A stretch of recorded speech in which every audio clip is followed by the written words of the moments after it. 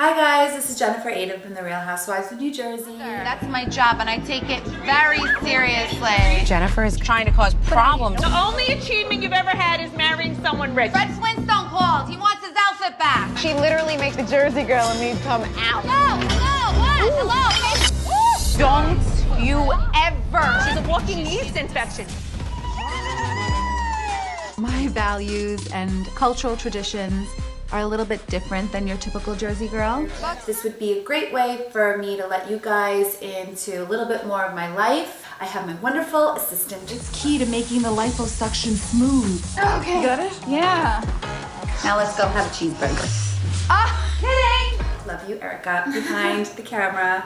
And she's gonna be asking me some questions that maybe everybody wants to know and is inquiring about. So we're gonna start off with our questions. I was just getting the update on Jennifer, how she met her husband. So I'm from Turkey. I was in the process of being arranged for marriage to somebody else. Ooh. But I didn't like the person that my parents were picking for me. Wow, like I thought Joe Gorga was old school. I mean, now we're going back to the Stone Ages. Saying like we set up people in our culture. There's a big convention of all singles and everybody there is on the prowl. Baby, I am on point like nobody's business, yeah? Really? Okay, and the minute you find someone you're remotely attracted to, you inquire about them.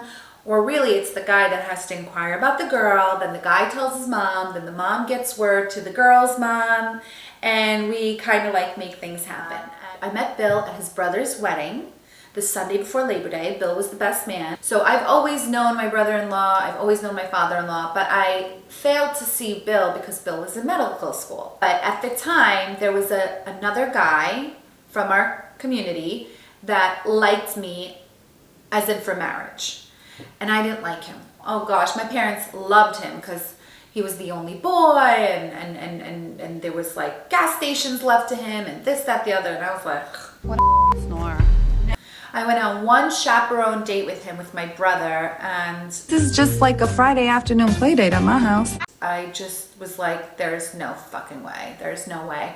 And I remember coming home from that date. It was in the summertime. And my brother and I come back from Manhattan. And my parents are like sitting there and they're like, so what'd you think? So because really that's what you do. It's like, yes, he's pleasant. I'm pleasant. We're attracted to each other. Let's get engaged. And that's how it works. And our engagement period is actually our courtship period where we get to know each other. And then if you want to break up, we break up because there's less risk of shaming the family name. I know it's bananas, but if some guy from my culture dates me without a serious intent and that gets out, I have the risk of shaming my family name. So I go out with this guy with my brother and I come home and I'm like, Miserable the whole time. there's no way, I'm not attracted to him. And my mom's like, what is it? Like, what do you want? You want the club guy? You're not gonna get it all. And I used to say, I'm gonna get it all. It was so frustrating. You want the club guy? What do you want? He's gonna treat you like queen. And I'm like, I get that, and that's very nice. I'm not gonna say it's not nice, but this is the rest of your life. And that is a long time to wake up with somebody every day. I want someone that if I take him to the club, I'm not gonna be embarrassed by him. I'm gonna have him on my arm like some arm candy, ripping shit up. Okay, that's what I want. My mom was like, you're never gonna get tall, because tall is a big thing in the Middle Eastern culture. You gotta be tall. I mean, you could look like killer clowns from outer space, but as long as you're 6 feet tall, we got a winner. Tall, dark, handsome, good family, good future. You're never gonna get it all, she used to tell me. And I said, maybe you're not gonna get it all. Maybe she's not gonna get it all, but don't tell me what I'm gonna get because I'm gonna get it all. P.S. We got invited to James's wedding, my brother-in-law, and the guy that really liked me, that my parents loved, he also happened to be invited to this wedding, which was in California. So my parents were hoping that if they took me to James's wedding in California, that I would warm up to this initial guy who liked me. And I told my parents, like, you know what, I'm gonna go to California. And when I went to the wedding, I was in the church with my brother sitting there in the pew, and I saw Bill coming up the side, like getting to, because he was the best man, getting to his like spot that he had to stand on, and he just looked like Rico Suave coming down, so tan, and he had this like greasy gel back mullet, and I was like, OMG, oh me. And I'm just looking at him, and my brother kind of like nudges me. He's like, did you ever meet Bill, James' brother? And I'm like, no, I don't think so. I never met him. And I'm like, oh my God, he's the one that I want. He's the one that I want. So we're at the reception, and my dad's aunt also was invited to this wedding. So we're at the thing. My dad's aunt is like, I didn't like your uncle when I first married him, and now I love him. I was like, you're not helping the situation. And my mom's like, she wants good looking. Sue me. She wants airhead. And I was like, I don't want an airhead. I just don't want that guy. There's no attraction. There's nothing there. And then, of course, they're announcing all the bridesmaids, right? And then they announce the best man. And they say, Dr. Bill Iden. And he like walks out and everything. And I'm just staring at him. And my aunt's like, you want handsome? He's handsome. He's handsome. And then my mother turned around and she goes, forget it. They only marry cousins. Backstory. So my parents are from the South Village of Turkey, Mardin. My dad is from the South Village, Diyarbakir, and Bill's family is from a village called Midyat.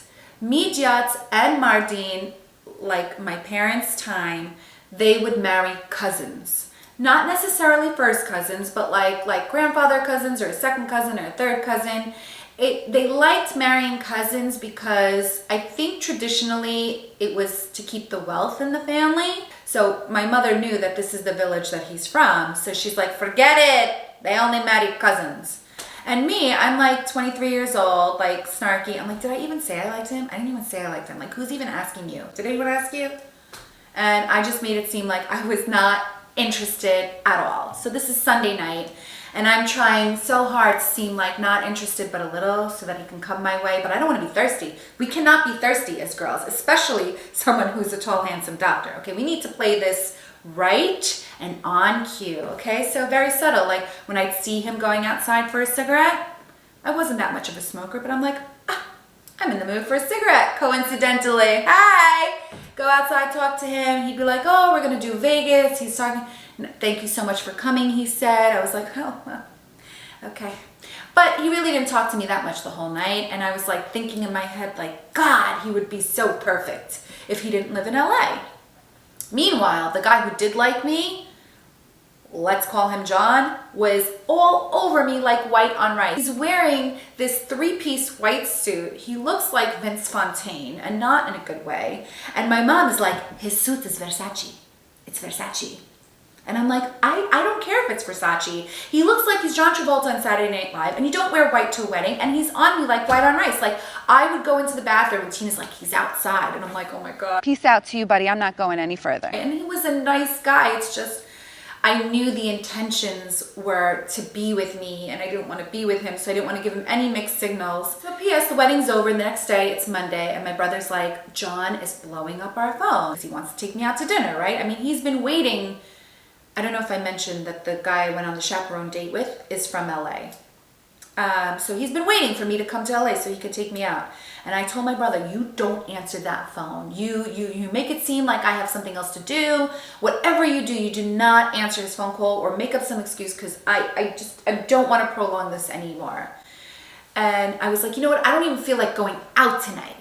And then my brother was like, oh, really? He's like, oh, because I was going to tell you that guy Bill called me too and said that he's going to Cheesecake Factory for his cousin's birthday and invited us to go. And I'm like, Whoa, whoa, whoa. well, that'll do. I could do that. Are we doing that? Are we doing that? Because I need time to get ready. Okay? So I glammed this shit up. Monkey's asshole never looks so good, baby. And we're on our way to Cheesecake Factory in Pasadena, okay? And this is before navigation, and my brother's driving our rent-a-car, and he's like, can you just pull up his number so I can call him? Because I want to make sure we're going in the same direction. So I pull up his number on my brother's cell phone, and I see 917. And I'm like, Mike, why is Bill's number 917? And he was like, what do you mean why? He's like, Jen, you didn't know? He's a doctor at St. Vincent's in Manhattan. No way. Yes, honey. Ooh, I gotta really hang the bait. I gotta hang the bait good and sweet, and hopefully he latches on to that. So we get to the Cheesecake Factory and we're having this like innocent flirtation, Bill and I, back and forth, but I can't read him. You know, I can't read him and I don't want to seem thirsty. So it's like I do my little clever self, my little charming conversation that I always have. And then when we were saying goodbye, he whispered in my ear, call me when you get back to New York. And I was like, oh my God, yes. So now we have a problem because I get back to New York and I'm like, fuck, wait, I don't call men, honey. But now we have a situation here because I had no opportunity to give him my number. I'm the only one who has his number, but then if I call, I seem so thirsty and that's not attractive and we don't want to be unattractive. We want it to be great and pleasant. So what I did is *67 my number, which if you people don't know, you *67 so that when you call, your number doesn't show up. It says caller ID blocked. So I blocked my number so I knew he wouldn't answer and I left a message. I left the message for him to call me back. And then when he called me back, I waited like 2 or 3 days before I called him back. Because, you know, playing a role here. Come on. You got to keep him intrigued. And we had great conversation. We had great conversation week 1, week 2, week 3. By week 4, I'm like, okay, this guy is gay. He has not asked me out on a date yet. Bitch, I'm mad. I'm going to pull my fucking hair out. When is he going to ask me out on a date? And then finally, like 7 weeks after we're talking on the phone, finally he was like, well, when are you going to come to the city and see me? And I'm like, when you invite me. And he was like, oh, it's like that? I'm like, yeah, it's like that. He's like, okay, come to the city Tuesday night, come by my apartment and we'll go to a restaurant. I'll pick one out. Wait, what year was this? 2001. Okay. Oh my God, really? This is 2001. Oh, what month? This is 2001. So we met the Sunday before Labor Day, August 26th it was of that year. And we didn't go out on our first date until October 7th. So we were just on the phone for those whole weeks, getting to know each other. Wait, where was No he date. when 9/11 was happening? So he was at St. Vincent's. 9/11 happened and I didn't even talk to him for a week because that's where all of the trauma and the injuries went to, which when you ask Bill his story, he'll even tell you that going through 9/11 also made him realize how to appreciate life and that how he should start thinking about settling down because technically James is younger than him. Bill is the older son. And another thing in Middle Eastern culture, the oldest always has to go first. It's always the older one. But Bill was very rebellious. I mean, he was like how I am in my family. Like he didn't want to marry a cousin and he didn't want to go that traditional route. And he wanted a girl that was educated. Went to Hofstra University, by the way, have my BBA in marketing, just saying. So he didn't want that life. You didn't know that? You Yes, I graduated did. college? I did. Hofstra University, yeah. Marketing? Mm-hmm. Oh my God. Wait, Bachelor's in 2000. I graduated in 2000, so the year cool. 2000. I Yep. didn't know that. So 9/11 happened. We had like a little break where we weren't talking and I didn't want to seem like needy. So you got to give the guy space, women. You have to give him space, okay? 1 step forward, 2 steps back so he can come to you. Always remember that. So finally he invites me out to dinner. I get all glam. I go into the city. We're going out and I get to his house and he's like, I made a reservation at Sushi Samba. Just a little backstory. I was 23 years old and had never eaten sushi a day in my life. I wasn't even a big fish fan. For anyone to say that they ate raw fish to me was the most disgusting, vile thing that anyone could ever even suggest in my presence. Yet I go to this beautiful creature's house. He opens the door and he tells me, we have reservations at Sushi Samba. Great! Great! I've never had sushi before, but sure it's great. You're eating that fucking raw fish. That's sashimi. You're eating it, okay? He's a doctor, he's handsome, and he's from your community, and he's tall. So we are eating the fucking fish. So I get to the restaurant and I'm thinking, chicken teriyaki, chicken teriyaki, chicken teriyaki, chicken. I was like, you know what? I'm like, what are you gonna have? He's like, well, I was thinking I'll order some stuff and we could share. And I was like, great. That's exactly what I was thinking. And I'm thinking in my head, okay, brace yourself. We're going to be eating sushi. I'm welcoming it right now and I'm like embracing it. I'm enjoying it. So Bill loves sashimi. It's like raw fish that looks like vagina on top of a glob of sticky rice. And it's pink and flesh in color. So he's like ordering, and I tell him I don't drink, but he orders a bottle of wine because he's bougie like that. And with each bite of the sushi, he's like, here, because I'm struggling with the chopsticks, but he has no idea that I'm purposely fumbling with the chopsticks to avoid it reaching my tongue, and I'm trying to procrastinate as long as I can. And you know what he does? He's so cute. He gets his chopsticks. He's like, let me get that for you. And he takes the sashimi and brings the vagina to my mouth, and I don't chew. I press. Reed, when she came back to the table, I think you guys were okay, Jen? And drink the wine. All of a sudden, we finish a bottle of wine. And he's probably thinking I'm a complete liar because I told him I didn't drink. But he has no idea that I'm housing every single bite with wine. And we get super, super drunk. I eat the sushi. We go back to his apartment where he is yakking his brains out in the bathroom because he's throwing up from all the wine that we drank.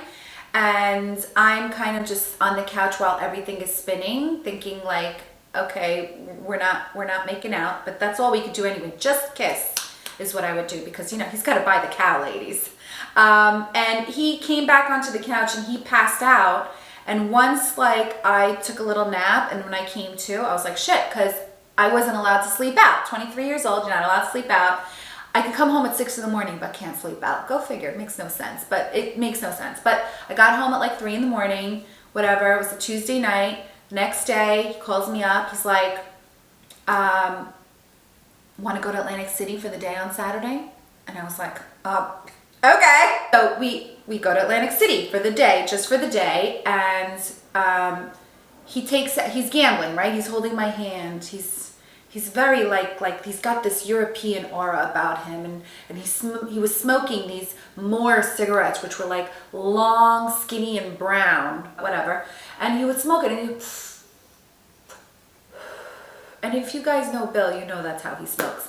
So and then he takes out like 2,500 in front of me to gamble, right? They're counting blackjack, and I'm like looking at all the hundreds, like he's rich.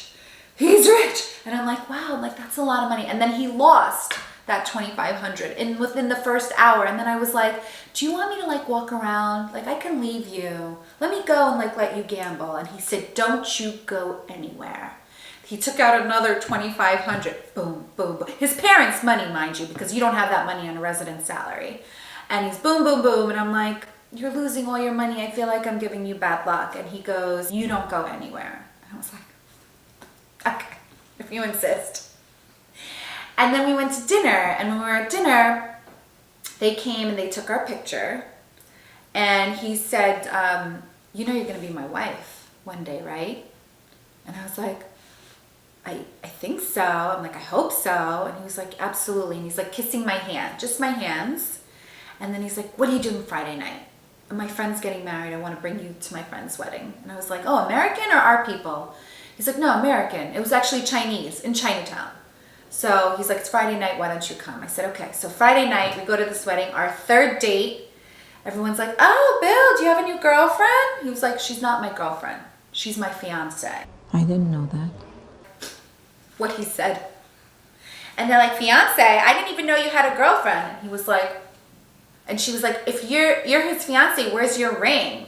You really want her to be your wife because you pinky promised. And he was like, my father's a jeweler, her father's a jeweler. The ring is the easy part. She's my fiance.